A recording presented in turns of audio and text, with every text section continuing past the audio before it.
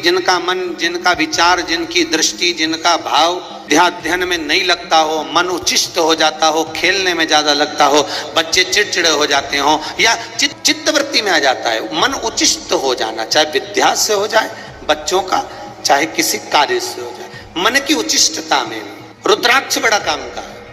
यहाँ रुद्राक्ष की मूलता है। शहद में 9 मुखी रुद्राक्ष को डाल दिया जाता है शहद के अंदर, रात्रि भर उसको शहद में ही रखा दिया जाता है। और उस शहद को जब आप भगवान शंकर का स्नान कराने सवेरे के समय पर जल लेकर शिव जी के मंदिर जाती हो, तो सबसे पहले उस रुद्राक्ष को निकालकर शंकर जी की जो जलाधारी है उस पर रख दिया जाता है और उस शहद को शिव जी।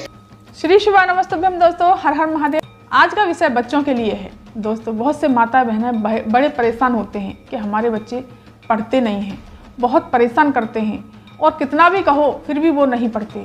अगर थोड़ी बहुत देर पढ़ने बैठ भी जाएं तो किताब कॉपी साइड में रख करके मोबाइल देखने लगते हैं, मोबाइल में बिजी रहते हैं, कहना ही नहीं मानते और पढ़ने में तो बिल्कुल ध्यान है ही नहीं उनका। तो पूज्य गुरुदेव ने बहुत सुंदर सा उपाय बताया है। उनकी कथा सुन करके और समझ करके मैं आपको बताने जा रही हूँ। दोस्तों आगे बढ़ने से पहले अगर चैनल पर नए आए हैं तो चैनल को सब्सक्राइब कर दीजिए, वीडियो को लाइक कर दीजिए और कमेंट में श्री शिवाय नमस्तुभ्यम अवश्य लिखिएगा या भोलेनाथ का कोई सा भी प्यारा सा नाम लिख दीजिए। चलिए जानते हैं इस उपाय के बारे में, जो कि आपके बच्चों के लिए, जो कि बच्चों के भविष्य के लिए है। बच्चे पढ़ते नहीं हैं, कहना नहीं मानते, मोबाइल में लगे रहते हैं या टीवी में लगे रहते हैं, तो आपको क्या उपाय करना है। दोस्तों, एक ले लेना है आपको रुद्राक्ष। रुद्राक्ष दोस्तों 9 मुखी रुद्राक्ष होना चाहिए। अगर आपके पास 9 मुखी रुद्राक्ष नहीं है तो आप मार्केट में कहीं ना कहीं कैसे अच्छी जगह से आप 9 मुखी रुद्राक्ष खरीद लीजिए। अब सवाल ये उठता है कि हम जानेंगे कैसे ये 9 मुखी रुद्राक्ष है। पहले तो उनसे कह के ले लीजिए।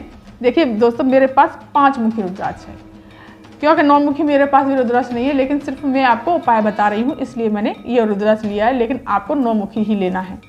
रुद्राक्ष में ये जो कलियां होती हैं ना, 1 2 3 4 5 इस प्रकार से ये कलियां होती हैं। ये बीच में जो छेद होता है इसी तरह से कलियां होती हैं। वो कलियां जितनी होती हैं उतने ही मुखी रुद्राक्ष होता है। तो इस प्रकार से आपको एक रुद्राक्ष ले लेना है और इस उपाय में लेना है थोड़ा सा शहद। आपको दोस्तों शहद लेके जाना है, एक पात्र में जल ले जाइए, थोड़ा सा एक्स्ट्रा जल ले जाइए, थोड़ा सा डोलची में अपने भर के ले जाइए, क्योंकि महादेव को जब हम मंदिर जाएंगे तो बहुत सी फूल पत्ती मालाएं पहले से ही महादेव का श्रृंगार हो रखा होगा या कुछ चढ़ा हुआ होगा, तो उनको साफ करने के लिए थोड़ा सा एक्स्ट्रा जल ले जाइए। तो वहाँ पर जल सीधे पहुँच जाना है देवाधिदेव महादेव के शिव मंदिर। शिव मंदिर पहुँच करके दोस्तों पहले एक बात बता दूँ, इस रुद्राक्ष एक दिन पहले रात्रि में रुद्राक्ष को शहद में डाल लीजिए, दूसरे दिन भोलेनाथ के मंदिर चले जाइए, सीधे शिव मंदिर पहुँच जाइए। शिव मंदिर पहुँच करके आपको सबसे पहले, अगर महादेव कैसे भी गंदे नहीं कह सकते उनको, क्योंकि पूजा का वो है तो गंदे नहीं होते, महादेव पर जो भी चीज़ें चढ़ी हुई हैं तो उनको पहले आपको जा करके साफ़ कर लेना है। इस तरह से आपको श्री शिवाय नमस्तुभ्यम मंत्र का जाप करते हुए, और फिर आपको इस प्रकार से पूरी शिवलिंग को साफ़ कर लेना है। इस तरह से आपको इस तरह से साफ़ कर लेना है। साफ़ करने के पश्चात दोस्तों इस तरह से, और जो शहद और जो रुद्राक्ष लेकर के गए हैं, अपने बच्चे का नाम और गोत्र बोल करके ये जो रुद्राक्ष है आपको जलाधारी पर, जहाँ से जल बहता है नीचे की तरफ, यहाँ पर इसको समर्पित कर देना है। श्री शिवाय नमस्तुभ्यम मंत्र का जाप करते हुए इसको यहाँ समर्पित कर दीजिए।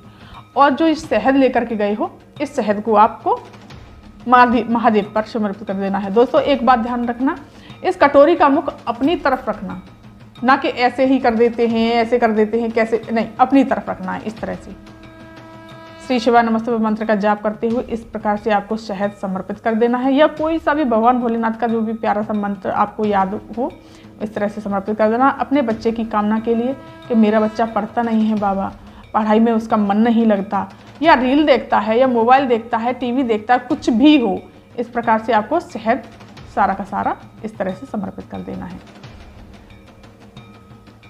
समर्पित करने के पश्चात थोड़ी देर वहाँ बैठना है, बाबा का मंत्र जाप करना है, श्री शिवाय नमस्तुभ्यम या कोई भी बाबा का मंत्र आपको याद हो।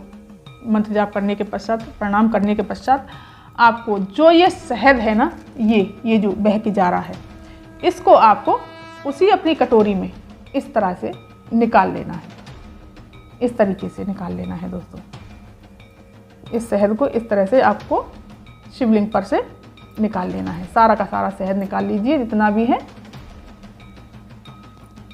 और श्री शिवाय नमस्तुभ्यं मंत्र का जाप करिए। इस तरह से शहद निकाल लेना है आपको। शहद निकाल करके अब ये जो रुद्राक्ष है ना, इसको भी आप इसी कटोरी में डाल करके अपने घर ले आना है। लेकिन एक बात और है दोस्तों, अभी और बताती हूँ, जो मैंने एक्स्ट्रा जल की कही थी आपसे। फिर आपको जो शिवलिंग ऐसी हो गई है, इस तरह से आपको फिर गणेश जी के स्थान पर जल समर्पित करना है। श्री शिवाय नमस्तुभ्यं मंत्र का जाप करते हुए कार्तिकेय जी के स्थान पर, माता अशोक सुंदरी के स्थान पर, फिर माता रानी के हस्तकमल पर, और फिर शिवलिंग पर। इस प्रकार से शिवलिंग पर जल समर्पित करेंगे और उनको अच्छी तरह से मल के साफ कर देंगे। इस तरह से, इस प्रकार से आपको साफ कर देना है। ये उपाय दोस्तों सिर्फ और सिर्फ बुधवार के दिन ही किया जाता है। इस उपाय को बुधवार के दिन ही करना। कैसे आपको साफ कर देना है दोस्तों, इस तरीके से आपको शिवलिंग को साफ कर देना है। फिर आपको चंदन लगाना है त्रिपुंड भोलेनाथ पर। श्री शिवाय नमस्तुभ्यं मंत्र का जाप करते हुए इस तरह से आपको त्रिपुंड लगा देना है। गणेश जी के स्थान पर, कार्तिकेय जी के स्थान पर, माता अशोक सुंदरी के स्थान पर, माता रानी के हस्तकमल पर, और थोड़े से चावल समर्पित कर देते हैं। बेलपत्री लेकर के गए हैं तो बेलपत्री, जो भी आप पूजा की सामग्री लेकर के गए हैं वो समर्पित कर दीजिए। आप दीपक प्रज्वलित करके दीपक लगा दीजिए। और अब आगे ये जो शहद लेकर के गए हैं, आपको रोज फिर इसको जो है रुद्राक्ष को दोस्तों निकाल करके धो करके रख देना है घर पर आकर के। इस तरह से आपको निकाल के धो लेना है इसको घर पर आके निकाल के रख देना है। और ये शहद जो है आपको अपने बच्चे को 11 दिन तक लगातार चटाना है दोस्तों। दिन में एक बार ही चटाना है 11 दिन तक। 11 दिन में ये शहद खत्म हो जाना चाहिए, बचना नहीं चाहिए। ऐसे इस प्रकार से चटाना कि 11 दिन तक ये शहद चल जाए।